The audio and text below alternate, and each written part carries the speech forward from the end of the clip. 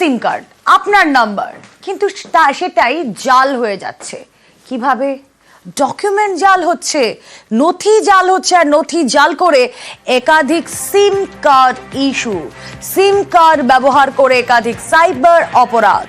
জলপাইগুড়ির বিভিন্ন জায়গা থেকে গ্রেফতার 3 পুলিশের জালে 3 মোবাইল সিম কার্ড ব্যবসায়ী। ধৃতদের কাছে উদ্ধার 35টি SIM card, POS machine, biometric device. জলপাইগুড়িতে এখনো পর্যন্ত 172টি অভিযোগ, জেলায় এখনো পর্যন্ত 4টি মামলা দায়ের।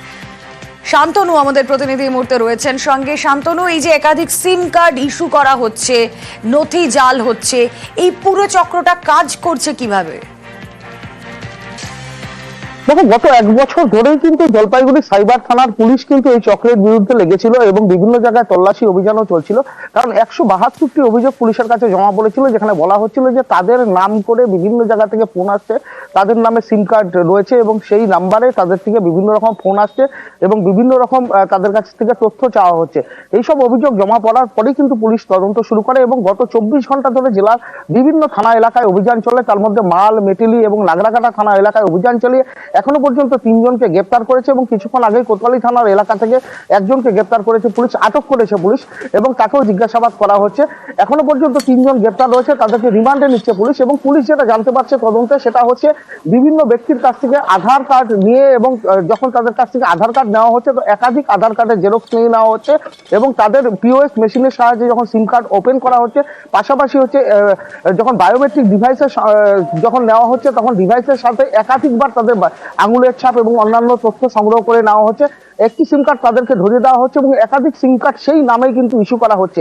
এখনো পর্যন্ত পুলিশ মনে করছে 172টি অভিযোগ এসছে, এর বাইরেও কিন্তু আরো একাধিক সিম কার্ড ইস্যু হয়ে থাকতে পারে এবং সেই সম্পর্কিত তদন্তই কিন্তু শুরু হয়েছে। এখনো পর্যন্ত 3 জনকে গ্রেপ্তার করার পর কিছুক্ষণ আগে আদালতে হাজির করা হয়েছে এবং তাদেরকে 10 দিনের রিমান্ড চেয়েছে পুলিশ।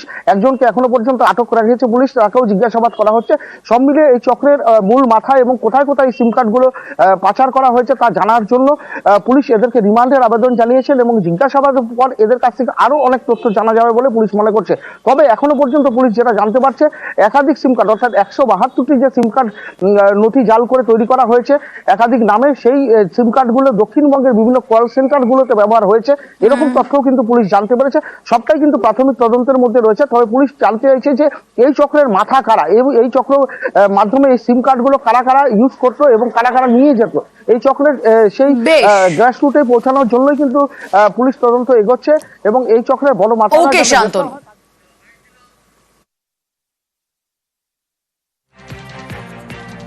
জাল সিম কার্ড থেকে চক্রের আজকে আমরা জলপাইগুড়ি জেলা পুলিশের বিশেষ অভিযানে জালিয়াতির মাধ্যমে সিম কার্ড ইস্যুর বিরুদ্ধে কড়া ব্যবস্থা নেওয়া হয়েছে।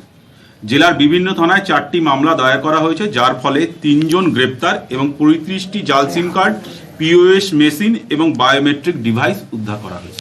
হেফাজতে নিয়ে জিজ্ঞাসাবাদ করে যে কিভাবে পৌঁছলো কলকাতায়, ওনারা এখানে অ্যাক্টিভ করলেন, প্রি অ্যাক্টিভ, তারা ওনাদের কি সোর্স আছে কলকাতায় ওই প্রি অ্যাক্টিভ সিম কার্ডগুলো পৌঁছানো, তাদেরকেও আমরা আইনের আওতায় আনার চেষ্টা করছি।